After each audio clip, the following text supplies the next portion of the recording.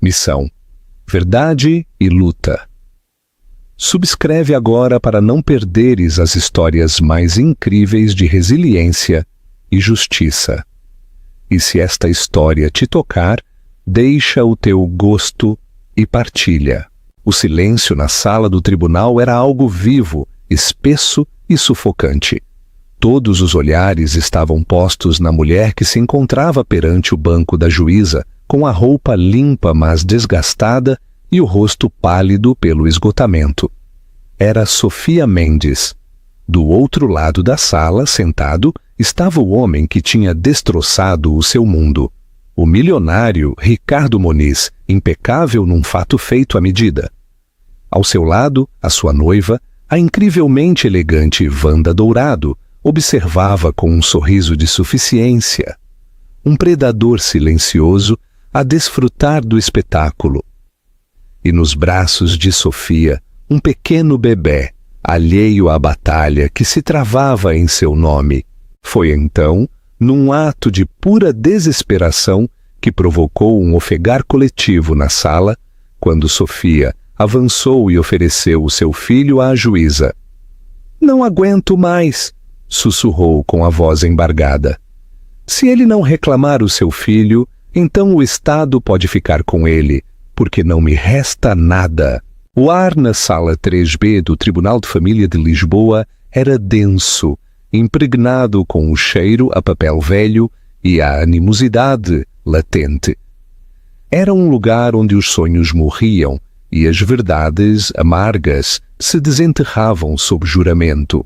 Naquela manhã, o caso de Mendes contra Moniz era o evento principal, um drama que atraía cada escrivão e estagiário que conseguia encontrar uma desculpa para lá estar. Sofia Mendes estava sozinha na mesa do requerente. O seu único apoio era um jovem e sobrecarregado advogado da ação social e legal, chamado Pedro Costa. Ela agarrava-se ao seu filho de 6 meses, Martim, o seu calor uma pequena âncora num mar de hostilidade. Martim era um bebé bonito, com uma madeixa de cabelo escuro e uns olhos da cor de um céu tempestuoso. Olhos que ela sabia com a certeza de uma mãe que eram do mesmo tom que os do pai. Do outro lado do corredor encontrava-se a fortaleza de poder que ela tentava assaltar. Ricardo Moniz, o CEO da Moniz Global, um titã da indústria cuja cara aparecia regularmente na Exame e no Jornal de Negócios. Era atraente, de feições marcadas, e emanava uma aura de autoridade intocável. Recusava-se sequer a olhar para ela, o seu olhar fixo num ponto logo acima da cabeça da juíza Sofia Pimenta, como se o processo fosse um incômodo menor, como um voo atrasado. Junto a ele, praticamente fundida no seu braço, estava Wanda Dourado, a herdeira da fortuna da Dourado Aços. Wanda era tudo o que Sofia não era. Vestida com um tailleur Chanel cor de creme que custava mais do que todas as poupanças da vida de Sofia, o seu cabelo loiro estava preso num coque severo e elegante. Mas era o sorriso dela que mais a feria. Era um sorriso pequeno, tenso e sabedor, uma mensagem silenciosa, constante para Sofia. "Não és nada, vais perder." "Senhora Mendes", começou a juíza Pimenta, com voz desprovida de emoção. "A senhora está a solicitar a este tribunal que se estabeleça a paternidade e se procure a pensão de alimentos do senhor Ricardo Moniz." O senhor Moniz, através do seu advogado, negou veementemente estas afirmações. É este um resumo justo? Pedro Costa pôs-se de pé, as mãos a tremer ligeiramente. "Sim, meritíssima, temos provas de uma relação, mensagens de texto, testemunhas." "Provas?" Uma nova voz, aguda e predatória, cortou o ar. Pertencia ao Dr. Miguel Simões, o advogado de Ricardo Moniz, um homem que parecia um tubarão num fato de risca de giz. "O que a requerente tem, meritíssima, é uma coleção de mensagens fora de contexto e uma fantasia desesperada. Ela era uma funcionária júnior, uma estagiária. O Sr. Moniz é uma figura pública, um alvo para este tipo de extorsão. O sorriso de Wanda alargou-se. Ela inclinou-se e sussurrou algo ao ouvido de Ricardo, e ele deu-lhe um ligeiro aceno de cabeça, desdenhoso. Eram uma frente unida, um muro de riqueza e influência. Sofia sentiu uma onda quente de vergonha e raiva. Uma estagiária. Era tudo o que ela era para eles agora. Uma nota de rodapé na sua vida que ele estava a tentar apagar. Ela recordou as noites em que ele lhe tinha dito que a amava, as promessas que lhe tinha sussurrado sobre um futuro diferente, longe da gaiola de ouro do seu noivado com Wanda. Um noivado que ele tinha afirmado que era apenas um arranjo de negócios. Meritíssima, continuou Simões com voz retumbante. O meu cliente já ofereceu à senhora Mendes uma generosa compensação por cessação de funções, por bondade do seu coração, para ajudar uma ex-funcionária que passava por tempos difíceis. Ela recusou. Em vez disso, escolheu este circo na esperança de um pagamento maior ao ligar a sua situação a um homem da craveira do Sr. Moniz. Situação? A juíza Pimenta, perspicaz e inteligente, moveu os olhos do poderoso CEO para a jovem mãe a tremer. Ela tinha visto esta história centenas de vezes antes. Poder contra pobreza. Normalmente, o poder vencia. Senhor Moniz, disse a juíza, dirigindo-se a ele diretamente pela primeira vez. Alguma vez foi íntimo da senhora Mendes? Ricardo finalmente dignou-se a olhar para Sofia, mas os seus olhos estavam frios, vazios. Meritíssima, eu interajo com centenas de funcionários. Talvez tenha partilhado um café com ela na sala de descanso. Eu fui sempre profissional. As suas afirmações de uma relação romântica são uma completa invenção. Uma mentira fria, calculada e que lhe destroçou a alma. Cada palavra foi uma punhalada. A visão de Sofia começou a ficar turva. Os argumentos legais desvaneceram-se num zumbido surdo. Tudo o que ela conseguia ouvir era o bater frenético do seu próprio coração e os suaves arrulhos de Martim. Olhou para Ricardo, para o homem que a tinha abraçado e jurado que era o seu santuário. Olhou para Wanda, cujos olhos brilhavam com triunfo. Olhou para os seus advogados caros, para a estenógrafa do tribunal, para a juíza impassível. Todos eram parte de um sistema contra o qual ela nunca poderia ganhar. Eles tinham dinheiro, poder e um completo desprezo pela verdade. O que é que ela tinha? Uma conta bancária vazia, um aviso de despejo e um bebê que eles estavam a tratar como moeda de troca. Uma clareza aterradora a inundou. Ela não podia ganhar. Iriam enterrá-la em custas judiciais, arrastar o seu nome pela lama e pintá-la como uma caçadora de fortunas, mentalmente instável, até que até ela própria começasse a acreditar nisso. Iriam quebrá-la e, ao fazê-lo, destruiriam o futuro do seu filho. A menos que ela fizesse algo que eles nunca esperariam. Algo que não fosse sobre dinheiro, algo que fosse sobre a verdade na sua forma mais crua e inegável. O seu corpo moveu-se antes que a sua mente a alcançasse completamente. Pôs-se de pé, a sua cadeira a raspar ruidosamente contra o chão. Caminhou passando pelo seu advogado atordoado, através do espaço sagrado que separava as duas mesas e diretamente para o banco da juíza. O oficial de justiça avançou, mas a juíza Pimenta levantou uma mão, os seus olhos abertos com curiosidade. Sofia parou diante da juíza. Com as mãos a tremer, ajeitou a manta de Martim, beijou-lhe a testa pela última vez e segurou-o. A sua voz, quando falou, não tremeu. Era clara e ressoava com a profunda agonia do sacrifício de uma mãe. Não aguento mais, disse.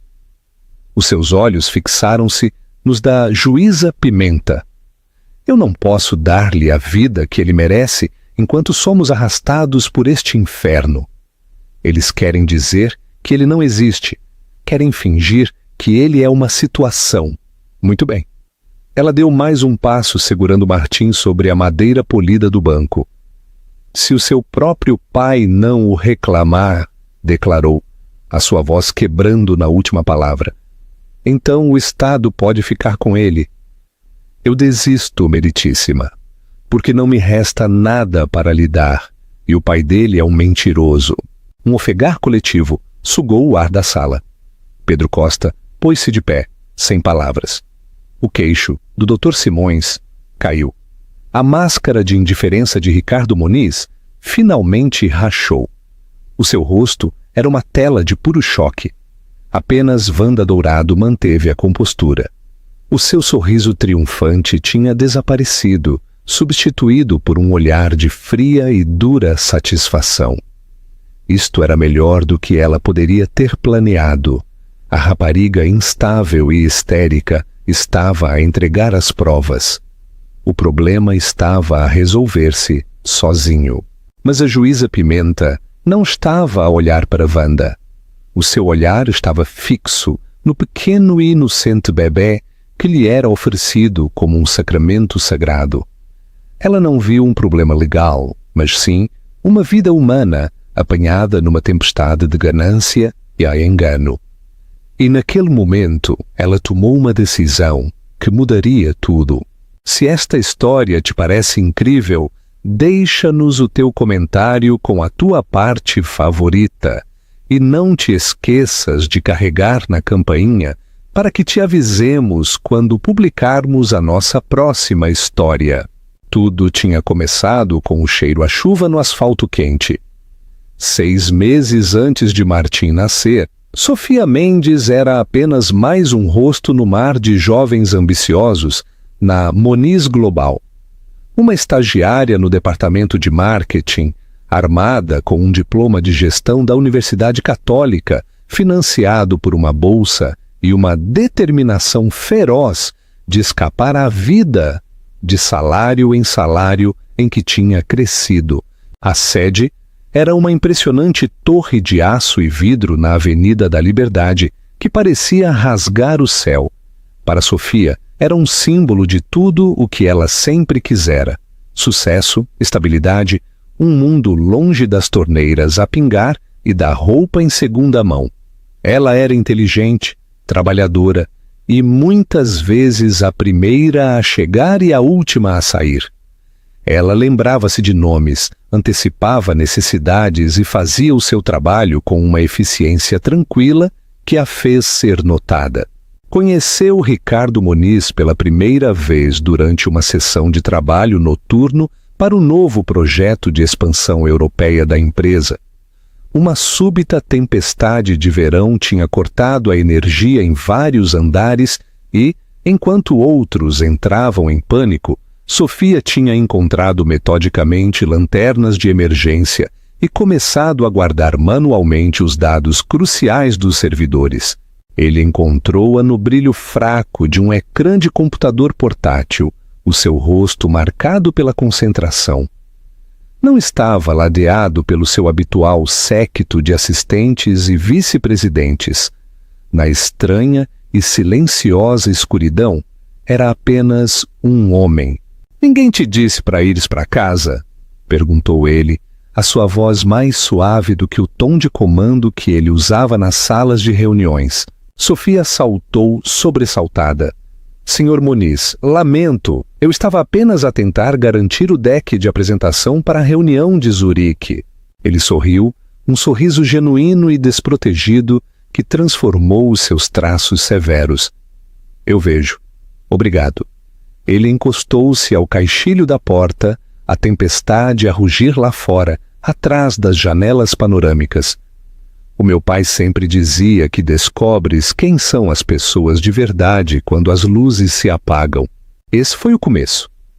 Começou com conversas profissionais, ele a pedir-lhe a sua opinião sobre um slogan de marketing, ela a oferecer uma visão inesperadamente perspicaz sobre uma tendência de consumo. Ele começou a procurá-la. As suas visitas ao 34º andar tornaram-se mais frequentes. O escritório zumbia de sussurros. Sofia sabia tudo sobre Wanda Dourado. O seu noivado tinha sido anunciado numa luxuosa revista.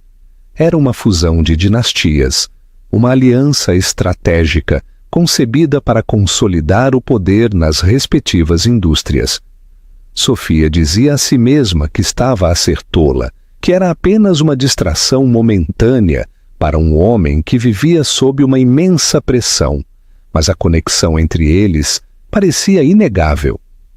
Com ela, ele não era o Sr. Muniz, o CEO implacável. Era apenas Ricardo. Ele falava da sua paixão pela vela, da sua relação distante com o pai, da sua sensação de estar preso numa vida que tinha sido desenhada para ele, não escolhida por ele. Wanda não me vê, confessou ele uma noite, enquanto partilhavam um táxi sob a chuva torrencial, um acordo silencioso para fingir que se dirigiam na mesma direção. Ela vê o nome Muniz, a marca. É uma transação. Contigo sinto que posso respirar. O primeiro beijo aconteceu num elevador de carga, um momento roubado e frenético que os deixou a ambos ofegantes e aterrorizados. Escalou rapidamente para um romance secreto.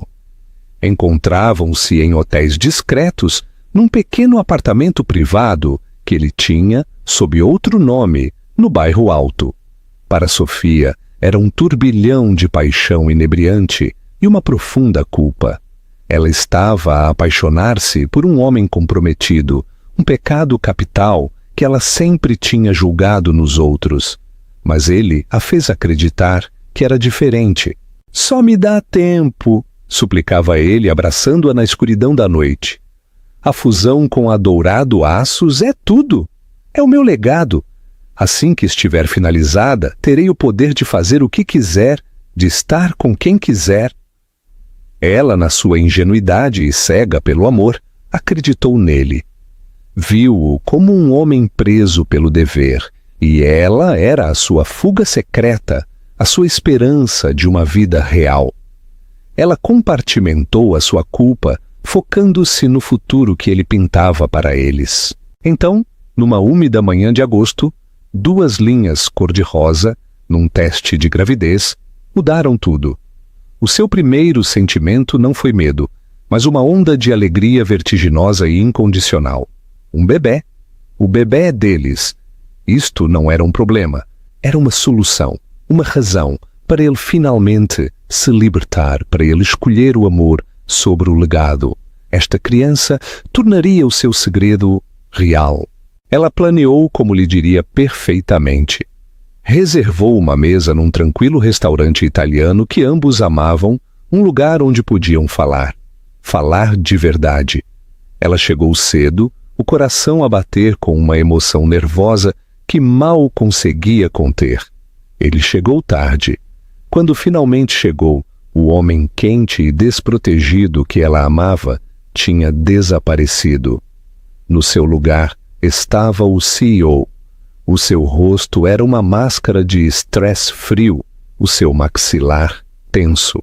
Não posso ficar muito tempo, disse ele sem sequer olhar nos olhos dela. O pai de Wanda está na cidade. Temos um jantar. As palavras saíram da boca de Sofia antes que ela pudesse pará-las. Ricardo, tenho algo para te dizer. Algo maravilhoso. Eu estou grávida. Ela observou o rosto dele, esperando que o choque inicial se dissolvesse em alegria. Em vez disso, viu-o transformar-se em algo que nunca tinha visto antes. Pânico puro e não adulterado. O sangue escoou do seu rosto. Não! Sussurrou ele, abanando a cabeça. Não, isso não é possível. Como? O que queres dizer com como? Perguntou ela, a sua própria alegria a começar a coagular em confusão. Ricardo, é nosso. Isto é um desastre, murmurou ele, passando uma mão pelo seu cabelo perfeitamente penteado. Um completo e total desastre. Ele olhou para ela, e os seus olhos, esses olhos cinzentos, tempestuosos que ela amava, eram de repente os olhos de um estranho. Eram frios, calculistas e cheios de uma distância aterradora. "Tens de te livrar dele!" disse ele com voz baixa e firme. Sofia sentiu como se o chão se tivesse afundado debaixo dela. Livrar-me dele? Ricardo é o nosso bebê. É uma complicação, Sofia. Uma complicação inaceitável. A fusão está na sua fase mais crítica. Wanda, se ela descobrisse... Ele não precisou de terminar. Metou a mão no casaco e tirou uma caderneta de cheques. O gesto foi tão clínico, tão insultuoso, que a feriu fisicamente. "Eu cuido de ti. Podes ir embora por um tempo. Faz o procedimento. Eu dou-te dinheiro suficiente para recomeçares em qualquer lugar que queiras. Só lhe ponha um preço. Por um preço na vida do seu filho. Naquele momento, o homem que ela amava deixou de existir. No seu lugar, havia um monstro, um cobarde, que se escondia atrás da sua riqueza. O amor que ela sentia por ele coagulou-se numa dor tão profunda que se sentiu como um golpe físico. "Eu não quero o teu dinheiro", disse ela, a sua voz a tremer com uma raiva que ela não sabia que possuía. "Não sejas tola, Sofia", sibilou ele, o seu charme desaparecido, substituído por uma ameaça crua. "Tu não queres ser minha inimiga. Não tens ideia do que enfrentarias." Ele pôs-se de pé, atirando uma nota de 100 euros para a mesa para cobrir a comida não consumida. Ele inclinou-se, a cara perto da dela. "Faz isso", ordenou, "e depois desaparece. Nunca nos conhecemos, entendes?" Ele afastou-se sem olhar para trás, deixando-a sozinha no restaurante apinhado, o grito silencioso preso na sua garganta. O sonho tinha acabado. A torre de cristal tinha se tornado uma prisão, e ela tinha acabado de ser expulsa para a fria e implacável tempestade, e estava a carregar o seu filho. As consequências foram rápidas e brutais. Ricardo Moniz não era um homem que fizesse ameaças vãs. No dia seguinte, Sofia chegou ao escritório para descobrir que o seu passe de segurança já não funcionava. Um segurança com cara de pedra escoltou-a aos recursos humanos, onde uma mulher que ela nunca tinha visto antes lhe entregou uma caixa contendo o conteúdo da sua secretária e uma carta de despedimento citando uma reestruturação corporativa. Não houve compensação, apenas uma ameaça velada sobre o acordo de não divulgação que ela tinha assinado como estagiária. O seu e-mail da empresa foi desativado. As suas chamadas para o número privado de Ricardo iam diretamente para uma mensagem de número desligado. Ele tinha-a apagado da sua vida, com a mesma eficiência implacável que aplicava a uma subsidiária falhada. Mas a verdadeira arquiteta da sua destruição dar-se-ia a conhecer em breve. Não era Ricardo, mas sim a serpente sorridente ao seu lado. 2 dias depois chegou uma carta registrada do escritório de advogados de Dourado e Simões. Era uma ordem de cessação e desistência redigida em nome de Wanda Dourado. Acusava Sofia de assédio, citando as suas tentativas indesejadas e delirantes de contactar o Sr. Moniz. Advertia que qualquer outra comunicação resultaria em ação legal imediata. Wanda estava a fazer limpeza. Deve ter desconfiado de algo, ou talvez Ricardo, no seu pânico, tivesse confessado. De qualquer forma, Wanda não era simplesmente uma noiva passiva e rejeitada. Ela era uma participante ativa na anulação de Sofia. Isto não era apenas para proteger o seu casamento. Tratava-se de aniquilar uma rival. Subitamente, a vida de Sofia começou a desmoronar-se ponto por ponto.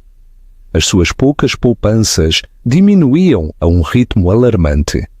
Lisboa, outrora uma cidade de sonhos, tornou-se uma selva de asfalto, de despesas impossíveis. O seu pequeno apartamento, que ela mal conseguia pagar mesmo com o salário de estagiária, era agora uma iminente catástrofe financeira. Começou a procurar trabalho, mas as portas que outrora tinham estado abertas agora fechavam-se inexplicavelmente. Ela tinha tido entrevistas promissoras apenas para receber recusas educadas, mas firmes, um dia depois. Ela não podia prová-lo, mas sentia o longo e invisível alcance dos impérios Moniz e Dourado a envenenar o poço, colocando-a na lista negra da indústria em que tanto tinha trabalhado para entrar. Os seus amigos, muitos dos quais eram colegas da Moniz Global, distanciaram-se. Ofereciam desculpas vagas. Os olhos deles desviavam-se dos dela. A mensagem era clara. Ficar do lado de Sofia era suicídio profissional. Ela era radioativa. O custo físico da gravidez, combinado com o estresse esmagador, era debilitante. Os enjoos matinais eram uma companheira constante e indesejada. A exaustão era uma manta que ela não conseguia tirar. Alguns dias, tudo o que ela conseguia fazer era deitar-se no seu apartamento escurecido, com uma mão na sua barriga a crescer, e chorar pela vida que tinha perdido e pela vida que temia não ser capaz de providenciar para o seu filho por nascer. Ela chegou ao fundo do poço no seu 5º mês de gravidez. Um aviso de despejo foi colado na sua porta. As suas letras vermelhas cruas, um golpe final e humilhante. Ela sentou-se no chão do seu apartamento semi-vazio, rodeada de caixas de mudança que não podia pagar para mover, e sentiu um desespero tão absoluto que era quase pacífico. Eles tinham ganho. Tinham-na quebrado. Foi naquele momento de total desesperança que um salva-vidas apareceu da forma mais inesperada. A sua senhoria, uma idosa e amável mulher polaca chamada Dona Teresa, encontrou-a a chorar. Dona Teresa sempre tinha sido gentil com ela, muitas vezes deixando pequenos recipientes de sopa caseira à sua porta. Eles estão a fazer-te isto. O homem no carro elegante? Perguntou Dona Teresa, o seu português com um forte sotaque, mas os seus olhos perspicazes com intuição. Sofia, demasiado quebrada para mentir, acenou com a cabeça e toda a sórdida história se derramou. Dona Teresa ouviu sem julgar. Quando Sofia terminou, ela simplesmente deu-lhe um tapinha na mão. No meu país, quando o lobo te encurrala, tu não te deitas a morrer. Tu procuras um lobo maior ou uma raposa astuta? A sua raposa astuta era o seu sobrinho, Pedro Costa, um recém-licenciado da Faculdade de Direito que trabalhava numa sociedade de assistência legal sem fins lucrativos. Pedro era tudo o que Miguel Simões não era. Era jovem, usava fatos ligeiramente enrugados e operava a partir de um escritório apertado e desorganizado que cheirava a café rançoso e idealismo. Sofia encontrou-se com ele sentindo uma profunda vergonha. Contou-lhe a sua história, esperando que ele lhe mostrasse a porta. Ela não tinha dinheiro, nem aliados poderosos, e uma história que soava como uma manchete de um tabloide. Mas Pedro ouviu-a com uma intensidade que a surpreendeu. Ele olhou para as mensagens de texto que ela tinha guardado, as poucas fotos que tinham tirado em segredo. Ele viu a ordem de cessação e desistência da firma de Wanda. Eles contam que sejas demasiado pobre e demasiado assustada para lutar, disse ele, os seus olhos a brilhar com uma faísca de indignação. Eles acham que podem comprar o silêncio e assediar-te até desistires. Isso não é apenas imoral, é ilegal. Isto é coerção. Isto é despedimento injusto. E se esse bebê é dele, isto é uma traição, ao dever mais fundamental que um pai tem. Pela primeira vez em meses, Sofia sentiu um vislumbre de esperança. Mas eu não te posso pagar. Pedro inclinou-se para a frente, a sua expressão sincera. Isto não é por dinheiro, senhora Mendes. Isto é por justiça. Casos como este, é por isto que me tornei advogado. Apresentaremos um pedido de teste de paternidade. Vamos processá-lo por pensão de alimentos. Vamos lutar contra eles. Ele fez uma pausa, com um sorriso irônico no rosto. Eles têm um tubarão. A senhora terá um terrier. Eu não desisto. Foi um processo longo e árduo. Pedro apresentou os pedidos. O escritório do Dr. Simões respondeu com uma tempestade de papelada, táticas de adiamento e moções para indeferimento. Eles apresentaram declarações juradas de funcionários da Moniz Global, jurando que nunca tinham visto qualquer evidência de uma relação inapropriada. Apresentaram uma avaliação psiquiátrica de um médico pago que, após um único telefonema, sugeriu que Sofia era propensa a delírios erotomaníacos. Eles estavam a tentar enterrá-los, a levar à falência a Sociedade de Assistência Legal com papelada e horas faturáveis. Entretanto, a imprensa, alertada por uma fonte anônima, começou a cercá-los. Surgiram artigos de tabloides com manchetes como "O bebê do assediador" ou "A fantasia de 1 milhão de euros de uma estagiária". Usaram uma foto lisonjeira e sorridente de Ricardo e Wanda e uma foto granulada e pouco lisonjeira de Sofia, muito grávida, com um ar oprimido e exausto. Wanda era uma mestra da perseção pública. Ela deu uma entrevista exclusiva e lacrimosa a um canal de notícias. "Tem sido uma provação terrível", tinha dito, enxugando um olho perfeitamente seco com um lenço de seda. "Esta mulher criou uma fantasia para destruir a nossa felicidade. Ricardo é o homem mais gentil e honrado que conheço. Ele é a vítima aqui. Ambos o somos." Ao vê-lo na pequena televisão do abrigo para sem-abrigo, onde ela e o recém-nascido Martim viviam agora, Sofia sentiu as suas últimas brasas de esperança morrerem. O mundo via-a como uma vilã, uma mentirosa. Foi Pedro quem a manteve de pé. "É tudo ruído, Sofia", disse ele com voz firme ao telefone. "Eles estão a atirar lama porque têm medo da única coisa que não se pode comprar nem manipular. A verdade, o teste de ADN. A juíza concedeu-o. Esse é o nosso final. É aí que as mentiras param." Essa era a única coisa a que ela se agarrava enquanto caminhava para a sala do tribunal. A verdade. Mas, ao ver a confiança petulante no rosto de Wanda, uma dúvida terrível começou a surgir. Por que é que ela parecia tão certa? Era como se soubesse algo que Sofia não sabia. Era como se estivesse absolutamente, positivamente certa de que o teste de ADN provaria que Ricardo não era o pai. E essa confiança aterradora foi o que finalmente quebrou Sofia, levando-a a fazer essa última e desesperada jogada de entregar o seu filho à juíza. O que farias se estivesses no lugar de Sofia? Lutarias ou render-te-ias pelo bem do teu filho? Comenta abaixo e partilha a tua opinião. A juíza Pimenta não aceitou a criança. Em vez disso, olhou do seu banco, o seu rosto uma máscara de calma judicial. Mas os seus olhos transmitiam uma profunda seriedade humana. Levantou uma mão, silenciando o caos que tinha irrompido na sua sala. "Oficial de justiça, por favor, devolva a criança à sua mãe", ordenou, a sua voz cortando o ruído. Sofia, a tremer, pegou em Martim de volta nos seus braços. A vergonha inundou-a.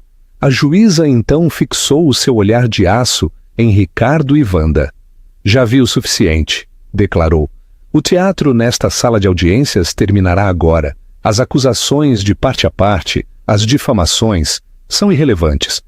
Só há uma peça de evidência que pode e irá resolver este assunto. Ela virou-se para a sua secretária.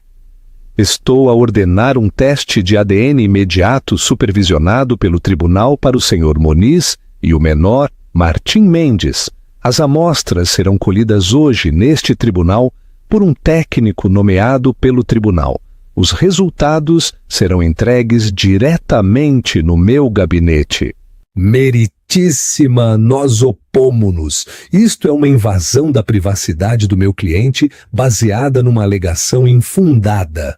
A sua objeção está registrada e indeferida, Dr. Simões, espetou a juíza.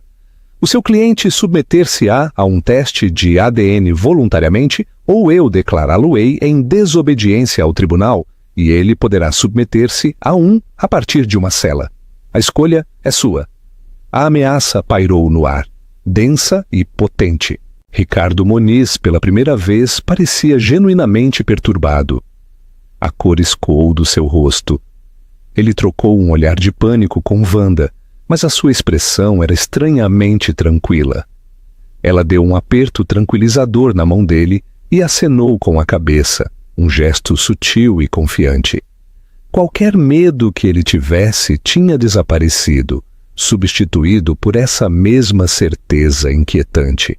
Ricardo respirou fundo e acenou rigidamente. Cumprirei, meritíssima. O processo foi estéril e humilhante. Sofia, Pedro, Ricardo e Simões foram escoltados para uma pequena sala sem janelas. Um técnico primeiro passou uma zaragatoa no interior da bochecha de Martim. O bebé queixou-se da intrusão. Depois virou-se para Ricardo. Ele encolheu-se ligeiramente. Enquanto recolhia a sua amostra, o seu maxilar apertou-se. As zaragatoas foram seladas em sacos de prova, etiquetadas e assinadas. Estava feito. As 2 semanas seguintes foram as mais longas da vida de Sofia. Ela e Martim foram alojados numa habitação temporária um pouco melhor. Um apartamento pequeno mais limpo, graças a um subsídio de emergência que Pedro tinha garantido.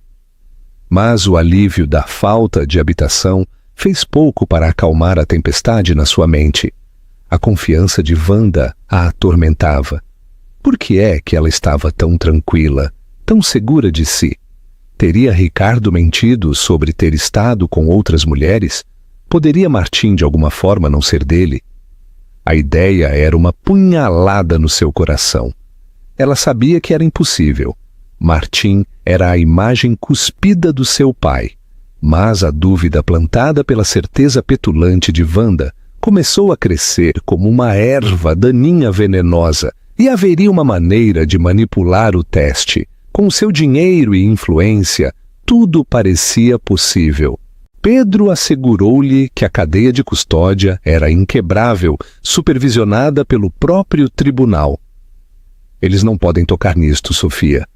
Este é o único lugar onde o poder deles não pode chegar. No dia em que os resultados deveriam ser entregues, Sofia não conseguia comer. Vestiu Martim com um suave baby grow azul, a roupa mais bonita que tinha. Quando o segurou, as suas mãos tremiam tanto que ela temeu deixá-lo cair. Pedro encontrou-a no tribunal, dando-lhe um sorriso de apoio, embora nervoso. A atmosfera na sala do tribunal era ainda mais elétrica do que antes. A imprensa tinha sabido do teste ordenado pelo tribunal e a galeria pública estava lotada. Ricardo e Wanda entraram como um casal real, a chegar a uma função de Estado. Hoje, Wanda usava um vestido vermelho sangue, uma declaração ousada e predatória. Ela encontrou o olhar de Sofia do outro lado da sala e dedicou-lhe um sorriso lento e deliberado que a gelou até aos ossos. Era o sorriso de um mestre de xadrez que já tinha encurralado o rei. Todos de pé. A juíza Pimenta entrou, o seu rosto ilegível.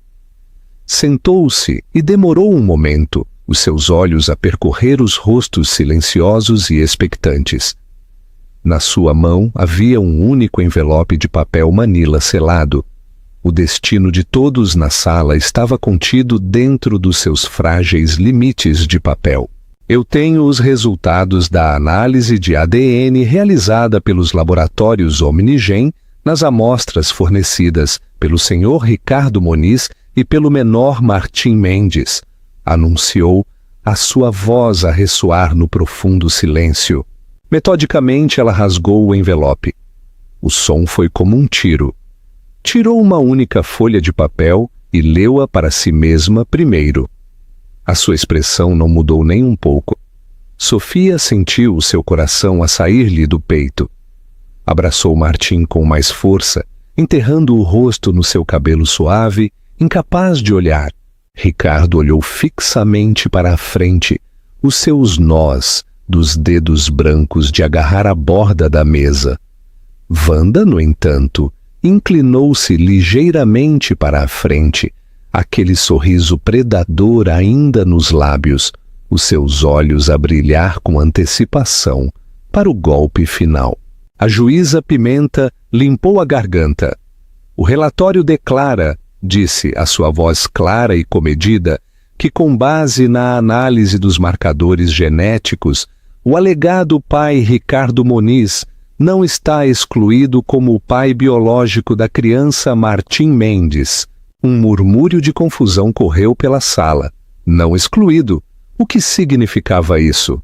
Miguel Simões soltou um suspiro de alívio mal audível. Não era um sim, era ambíguo. Mas a juíza não tinha terminado. Continua a declarar, continuou ela, os seus olhos levantando-se da página para olhar diretamente para Ricardo Moniz, que a probabilidade de paternidade é de 99,9%. Silêncio, um vazio atordoado e absoluto de som. Depois o caos. Um flash de máquina fotográfica disparou na galeria. Um súbito clarão de luz. Pedro Costa ofegou, agarrando o braço de Sofia em triunfo. Sofia sentiu uma onda de tonturas tão intensa que teve de se agarrar à mesa para se manter de pé. Vindicação. Não era alegria, ainda não. Era uma maré de vindicação crua e agonizante. Ela começou a chorar, lágrimas silenciosas a correr pelo seu rosto, a pingar na cabeça do seu bebé. Miguel Simões parecia que tinha levado um soco no estômago. A sua cara ficou de um cinzento pálido. Ricardo Moniz simplesmente olhou. A sua boca ligeiramente aberta. O seu mundo cuidadosamente construído, a estilhaçar-se à sua volta em câmara lenta. Mas a reação mais dramática veio de Wanda Dourado. O seu sorriso não só se desvaneceu, desfez-se, caiu do seu rosto como uma máscara partida, revelando uma expressão de choque e horror puros e não adulterados. Os seus lábios perfeitamente pintados tremeram. Os seus olhos azuis arregalaram-se com incredulidade. Não, respirou ela. A palavra um som pequeno e perdido. Não, isso não é possível! É impossível! O seu surto cru e não filtrado atraiu todos os olhares na sala do tribunal. Era uma rachadura na fachada impecável, revelando algo feio e frenético por baixo.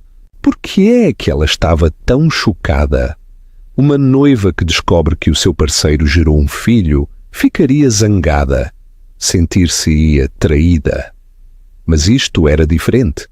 Isto era uma incredulidade total e fundamental. Como se acabasse de testemunhar as leis da física a serem quebradas.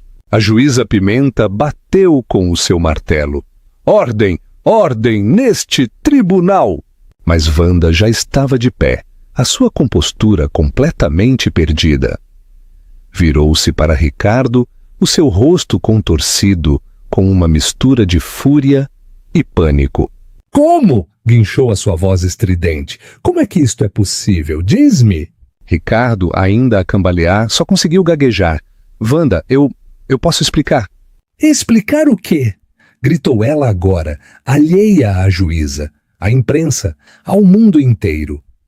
Que tu és um mentiroso! Nós os dois sabemos que tu não podes ter filhos. Nós os dois sabemos sobre a vasectomia. A segunda bomba detonou na sala do tribunal silenciosa, mais poderosa do que a primeira. Uma vasectomia. A palavra pairava no ar, carregada e radioativa. Se Ricardo Moniz tinha feito uma vasectomia, então ele não podia ser o pai. O teste de ADN tinha de estar errado ou algo mais estava a acontecer. O sorriso de confiança de Wanda, de repente, fez um sentido aterrorizante. Ela não estava a blefar. Estava a segurar o último trunfo. Ela acreditava com absoluta certeza que Ricardo era estéril. Então, como é que ele, diabos, era o pai de Martim?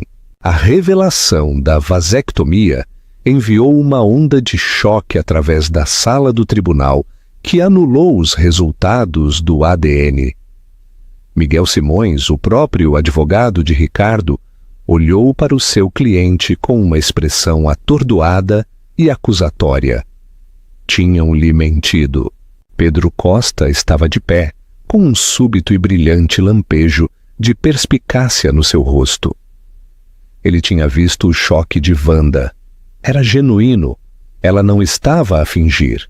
Ela realmente acreditava que Ricardo era estéril, o que significava que Ricardo lhe tinha dito que o era.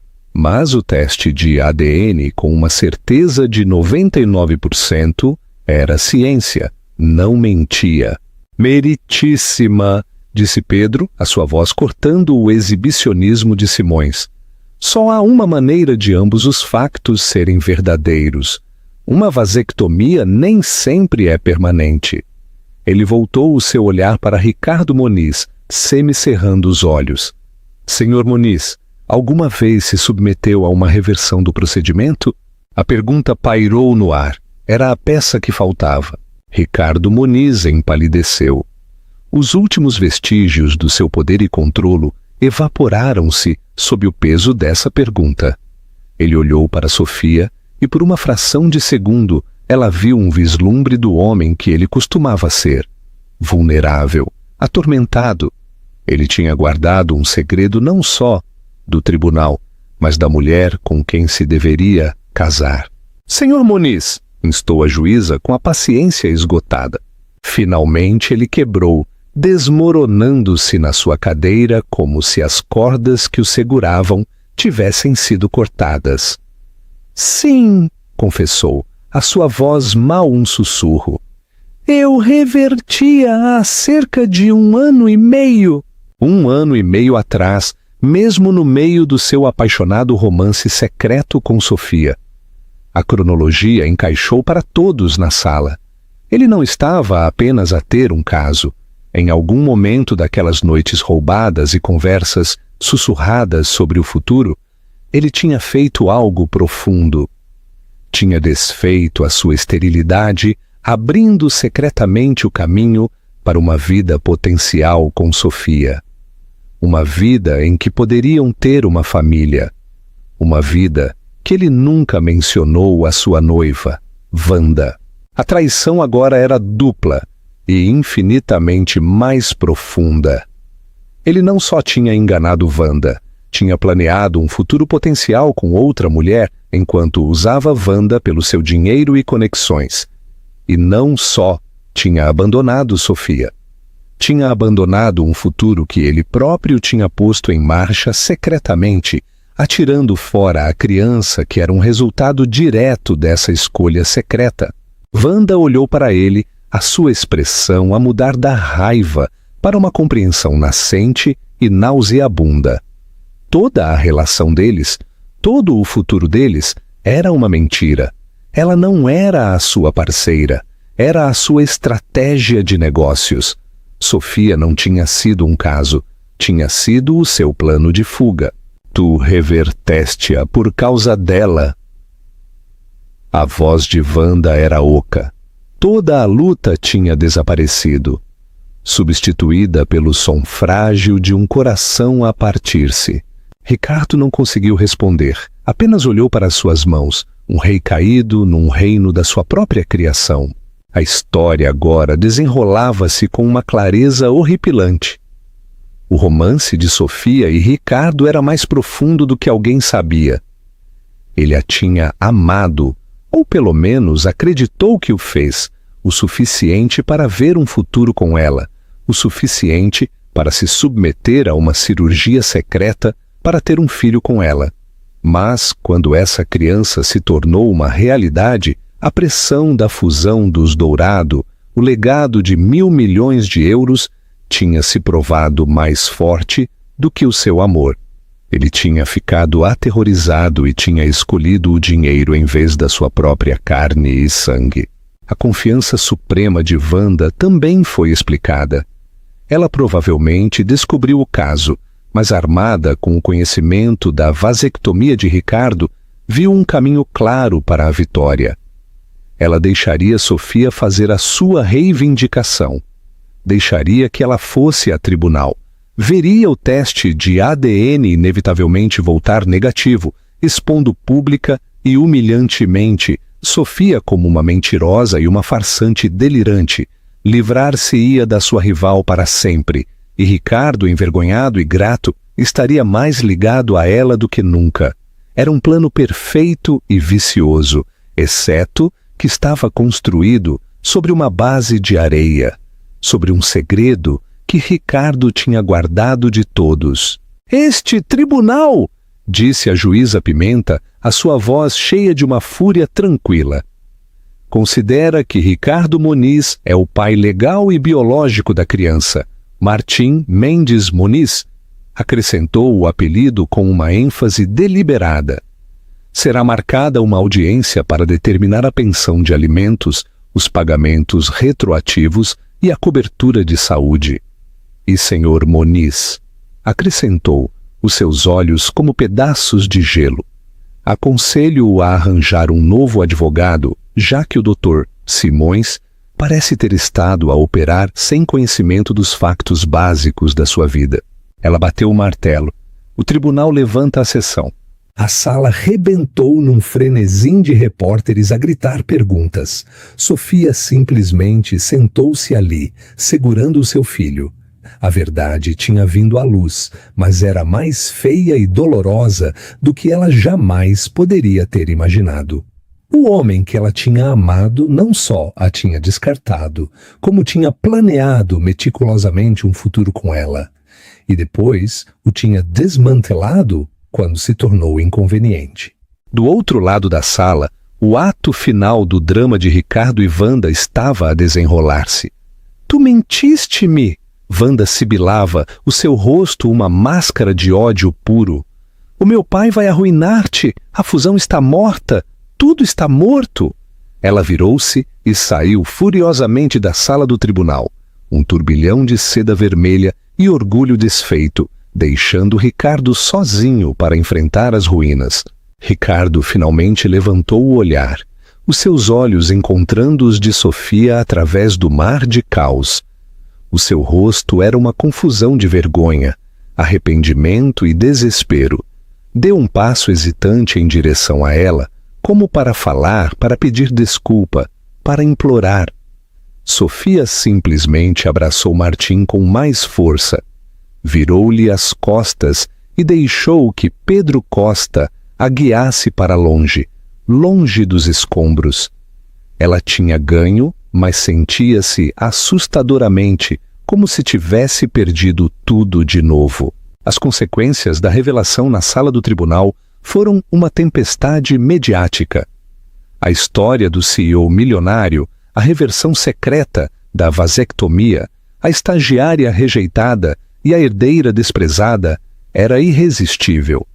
Os paparazzi acamparam fora da habitação temporária de Sofia, gritando perguntas sempre que ela se atrevia a espreitar. As carrinhas de notícias eram uma presença permanente fora da sede da Moniz Global.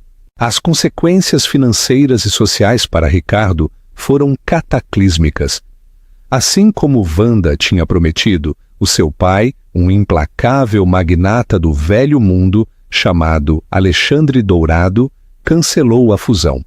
Num comunicado de imprensa cáustico, ele citou uma violação fundamental da confiança e do caráter por parte de Ricardo Moniz. As ações da Moniz Global caíram a pique de um dia para o outro. O conselho de administração, outrora ferozmente leal, começou a murmurar sobre a invocação de cláusulas de moralidade no seu contrato. Ricardo Moniz, o menino de ouro de Wall Street, agora era tóxico.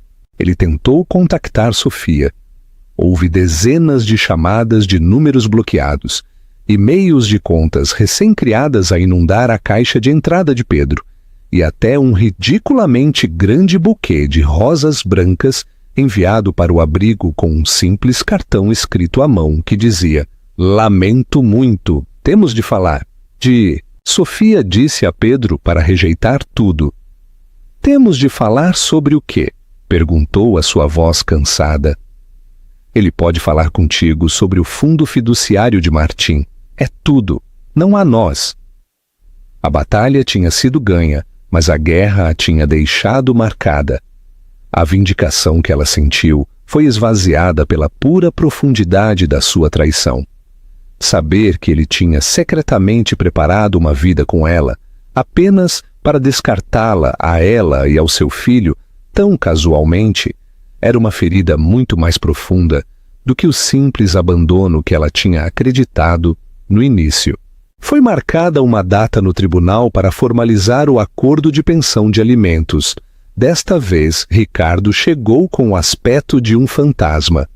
O seu fato feito à medida estava largo, o seu rosto estava magro e a arrogância altiva tinha desaparecido, substituída por um andar atormentado e hesitante. Miguel Simões tinha desaparecido, substituído por um advogado de família tranquilo e sério. Wanda, claro, não estava por perto. O procedimento foi rápido. Ricardo não contestou nada. Através do seu advogado, ele concordou com um generoso pagamento mensal de pensão de alimentos para cobrir todas as despesas médicas e educacionais de Martim até a universidade e criar um fundo fiduciário de vários milhões de euros em nome de Martim, que ele não podia tocar, mas que Sofia administraria. Quando a juíza finalizou a ordem, Ricardo falou pela primeira vez a sua voz rouca: "Meritíssima, posso dirigir-me à senhora Mendes?" A juíza olhou para Sofia, que acenou ligeiramente.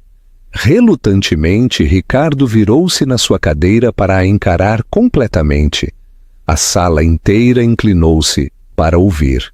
"Sofia", começou ele, a sua voz pesada de emoção, "não há palavras para descrever o quanto estou arrependido. Não há desculpa para o que fiz. Fui um cobarde. Estava tão aterrorizado de perder o império que o meu pai construiu, de falhar, que destruí a única coisa real na minha vida." Ele olhou para Martim, que dormia pacificamente nos braços de Sofia. "Ele é meu filho. Eu sei agora. Eu atirei fora a minha oportunidade de ser pai dele e vou arrepender-me disso todos os dias para o resto da minha vida. Eu sei que não mereço, mas estou a pedir, a implorar uma oportunidade de estar na vida dele, de o conhecer." Sofia ouviu, a sua expressão imóvel. Ela tinha fantasiado com este momento, com ele a rastejar, a implorar por perdão. Mas agora que ele estava ali, ela não sentia nada além de uma profunda e dolorosa tristeza. Quando ele terminou, ela respirou fundo. "Tu não podes fazer isso, Ricardo", disse, a sua voz tranquila mas firme a ressoar na sala silenciosa. "Tu não podes partir tudo e depois pedir para te deixarem voltar, porque agora te arrependes depois de teres perdido tudo. Tu não estás arrependido pelo que me fizeste, estás arrependido pelo que isso te custou." Ela pôs-se de pé, segurando Martim perto. Martim saberá quem é o pai dele, e quando ele tiver idade suficiente, poderá escolher se quer conhecer-te. Essa será a decisão dele. Mas tu e eu acabamos. Tu vais providenciar para ele, porque esse é o teu dever legal e moral. Mas tu não te tornas um pai só quando é conveniente. Tu tens de ser um homem primeiro, e falhaste nisso. Ela virou-se e saiu da sala do tribunal, deixando Ricardo Moniz sentado sozinho à mesa, um homem que tinha tudo, e agora não tinha nada que importasse. Os meses seguintes foram de construir uma nova vida. Usando o primeiro pagamento de pensão de alimentos, Sofia e Pedro encontraram um belo e soalheiro apartamento de 2 quartos num bairro seguro, longe das sombras do seu passado. Pela primeira vez, ela pôde comprar a Martim tudo o que ele precisava sem olhar para a etiqueta do preço. Ela comprou-lhe mantas macias, um berço resistente e brinquedos com os quais ele poderia crescer. Ela também se matriculou em aulas noturnas para tirar um mestrado em marketing digital. Estava determinada a construir a sua própria carreira para garantir que ela e Martim nunca dependeriam do dinheiro de Ricardo ou de qualquer outra pessoa. Um dia, Pedro Costa parou no apartamento com alguma papelada, olhou à sua volta para a casa brilhante e feliz que ela tinha criado, para Martim, a balbuciar no seu parque. Tu conseguiste, Sofia, disse ele com um sorriso de orgulho no rosto. Tu enfrentaste um gigante e ganhaste. Nós ganhamos, Pedro, corrigiu ela, entregando-lhe uma chávena de café. Eu não teria conseguido sem ti. Eu só apresentei a papelada, disse ele com um encolher de ombros. Tu é que foste corajosa o suficiente para lutar. Ele fez uma pausa e depois perguntou. Tiveste notícias dele? Sofia abanou a cabeça. O advogado dele envia os cheques. É tudo. Eu vi nas notícias que ele foi forçado a demitir-se como CEO. Era verdade. O conselho finalmente o tinha destituído. Ele ainda era dono da maioria da companhia, mas já não era o seu rei. O império pelo qual ele tinha sacrificado o seu filho tinha-lhe sido tirado de qualquer maneira. Quanto a Wanda, ela desapareceu da vida pública. Os rumores circulavam de que se tinha mudado para a Europa, que se tinha registrado num retiro de bem-estar privado, que o seu pai a tinha deserdado pela humilhação pública que tinha trazido ao seu nome. O seu plano perfeito e vicioso tinha saído pela culatra, destruindo a sua própria vida no processo. Por vezes, a altas horas da noite, quando Martim estava a dormir, Sofia olhava para o seu filho e via Ricardo na curva do seu sorriso ou na intensidade do seu olhar. Uma pontada de tristeza atingia-a pela família, que poderiam ter sido. Mas depois ela olhava à sua volta, para a casa pacífica que tinha construído, para o futuro que estava a criar para eles. Um futuro baseado na força e na verdade, não em segredos e mentiras. E ela sabia com uma certeza que se instalava no fundo dos seus ossos que tinha tomado a decisão certa. Ela não só tinha ganho um caso judicial, tinha recuperado a sua vida. Passaram 5 anos. O mundo, com a sua memória curta, seguiu em grande parte em frente. Ricardo Moniz tornou-se uma história de aviso, sussurrada nas salas de reuniões dos grandes negócios. A Moniz Global, sob nova liderança, renomeou-se e recuperou. De Wanda Dourado nunca mais se soube publicamente. Mas num apartamento banhado pelo sol, com vista para um parque no bairro Alto, tinha-se construído um mundo novo. Sofia Mendes já não era a estagiária assustada ou a mãe desesperada. Ela tinha obtido o seu mestrado com honras e tinha começado a sua própria consultoria de marketing digital, pequena mas bem-sucedida, especializada em ajudar organizações sem fins lucrativos e startups éticas. Era respeitada, autossuficiente e feliz. A sua vida girava em torno de Martim. Ele era um menino de 5 anos, brilhante, enérgico e incrivelmente gentil.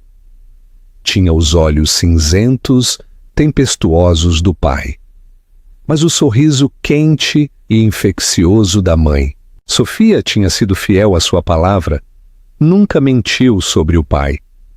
À medida que ele crescia o suficiente para fazer perguntas, ela respondia-as de forma simples e honesta, sem amargura. O teu pai e eu amávamo-nos, mas ele não estava pronto para ser pai, diria ela. Mas ele ajuda-me a cuidar de ti para garantir que tenhas tudo o que precisas.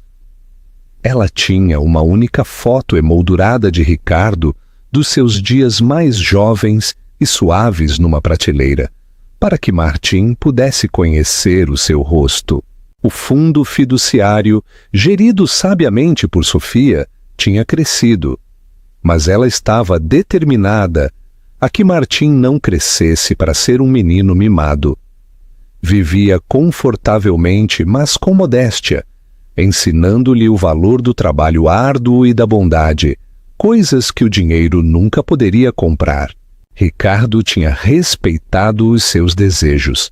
Nunca tentou forçar o contato. Uma vez por ano, no aniversário de Martim, chegava uma encomenda grande e simples. Nunca era extravagante. Um ano foi um livro lindamente ilustrado de constelações. Outro foi um telescópio de principiante de alta qualidade. No ano passado foi um modelo de veleiro de madeira, um aceno a uma paixão que uma vez partilhou com Sofia. Nunca havia um cartão de pai, apenas uma pequena nota escrita à máquina que dizia: a pensar em ti no teu aniversário. Sofia sempre deixava que Martim ficasse com os presentes.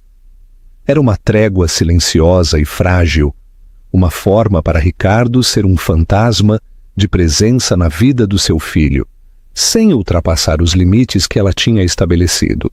No 6º aniversário de Martim, Sofia organizou uma festa no parque. Foi um evento alegre e caótico, com uma dúzia dos seus pequenos amigos, um bolo de super-heróis e uma montanha de presentes. Enquanto via Martim abrir um presente do seu melhor amigo, o seu coração inchou com uma felicidade pura e descomplicada. Mais tarde, naquela tarde, quando a festa estava a terminar, ela viu um homem parado ao longe, perto de um grande carvalho na borda do parque. Estava encostado ao tronco, meio escondido nas sombras. Estava mais magro do que ela se lembrava, o seu cabelo escuro agora salpicado de grisalho nas têmporas. Não usava um fato caro, mas sim um simples par de calças de ganga e um casaco escuro. Era Ricardo. O coração de Sofia subiu-lhe à garganta. O seu primeiro instinto foi agarrar Martim. Correr. O velho medo, a velha raiva acenderam-se por um momento, mas depois diminuiu. Este não era o CEO arrogante da sala do tribunal. Este era um homem a ver a festa de aniversário do seu filho a 100 metros de distância, como um fantasma numa festa. Ele não se aproximou. Apenas olhou. Olhou para Martim a rir, para ele assoprar as suas velas, para ele a abraçar a mãe. Sofia quase podia sentir o peso do seu arrependimento, uma força tangível, transportada pela brisa do outono. Depois de alguns minutos, ele pareceu sentir que ela o estava a olhar. Ele encontrou o seu olhar através da extensão do parque. Não sorriu, nem acenou. Simplesmente deu-lhe um pequeno, quase imperceptível, aceno de cabeça. Era um gesto de reconhecimento, de respeito, de obrigado. Depois, tão silenciosamente como tinha aparecido, ele virou-se e foi embora, desaparecendo nas ruas da cidade. Sofia ficou ali por muito tempo, a vê-lo ir embora. A raiva a que ela se tinha agarrado por tanto tempo finalmente se dissolveu por completo. No seu lugar havia uma compreensão tranquila e sombria. Ele estava a pagar o seu preço, não com dinheiro, mas com distância, com uma vida a ver do lado de fora, de saber que o filho que ele escolheu nunca chegaria a ensinar a velejar ou a contemplar as estrelas. Ela olhou para Martim, que agora estava a perseguir um balão, o seu riso a ressoar no parque. Ele era o seu legado, não um império corporativo construído sobre acordos e segredos, mas um ser humano construído sobre o amor, a resiliência e a verdade. Ela tinha enfrentado o pior da vida e não só tinha sobrevivido, como tinha prosperado. Tinha encontrado um tipo diferente de riqueza, um tipo diferente de poder. E enquanto chamava o nome do seu filho, vendo-o correr para os seus braços abertos, ela soube com uma certeza que se instalava no fundo dos seus ossos que tinha tomado a decisão certa. Ela não só tinha ganho um caso judicial, tinha recuperado a sua vida. A história de Sofia é um poderoso lembrete de que as maiores batalhas não são travadas nas salas de reuniões ou ganhas com dinheiro, mas nas câmaras tranquilas e desesperadas do coração humano. É uma história sobre o amor inabalável de uma mãe. Um amor tão feroz que obrigou um império a ajoelhar-se. Ela entrou naquela sala do tribunal apenas com o seu filho e a verdade. E no final, isso provou ser mais poderoso do que toda a riqueza e influência do mundo. Ela ensinou-nos que a verdadeira força não é sobre o poder que exerces sobre os outros, mas sobre a integridade que mantens quando não te resta nada a perder. Se a luta de Sofia pela justiça e pela verdade te comoveu, por favor, ajuda-nos a partilhar a sua história carregando no botão Gosto. E se te apetecer, conta-nos nos comentários que parte da sua jornada mais te tocou. E não te esqueças de subscrever e ativar a campainha de notificações para não perderes a nossa próxima história real de triunfo contra todas as probabilidades. Obrigado por ouvires.